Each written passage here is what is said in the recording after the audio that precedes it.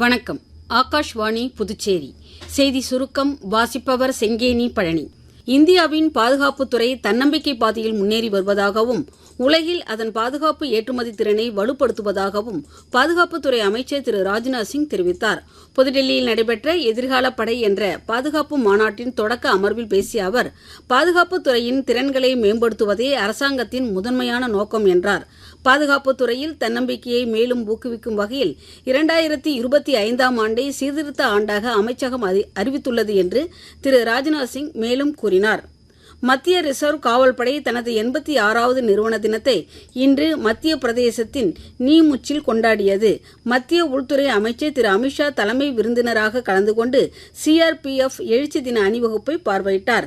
முன்னதாக வீர மரணமடைந்த வீரர்களுக்கு அவர் அஞ்சலி செலுத்தினார்.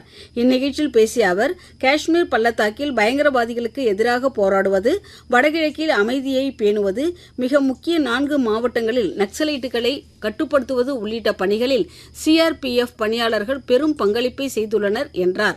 இந்நிகழ்ச்சியின் போது மத்திய பிரதேச முதலமைச்சர் டாக்டர் மோகன் யாதவும் உடனிருந்தார். மலேசியாவின் கோலாலம்பூரில் நாளை தொடங்கவுள்ள மலேசிய சுற்றுலா மற்றும் பயண முகவர்கள் சங்கத்தின் கண்காட்சியில் பங்கேற்க வெளியுறவுத்துறை இணை அமைச்சர் திரு பபித்ரா மார்கரிட்டா தலைமையிலான குழு செல்கிறது.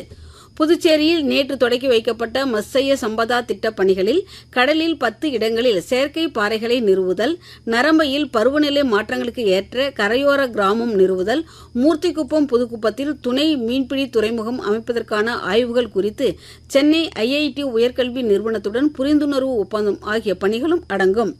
ஐபிஎல் கிரிக்கெட்டில் இன்று இரவு 7:30 மணிக்கு மும்பையில் நடைபெறும் போட்டியில் மும்பை அணி ஹைதராபாத் அணியை எதிர்கொள்கிறது. நேற்று இரவு டெல்லியில் நடைபெற்ற போட்டியில் சூப்பர் ஓவர் முறையில் டெல்லி அணி ராஜஸ்தான் அணியை வென்றது. இத்துடன் இந்த செய்திச் சுருக்கம் நிறைவு பெறுகிறது.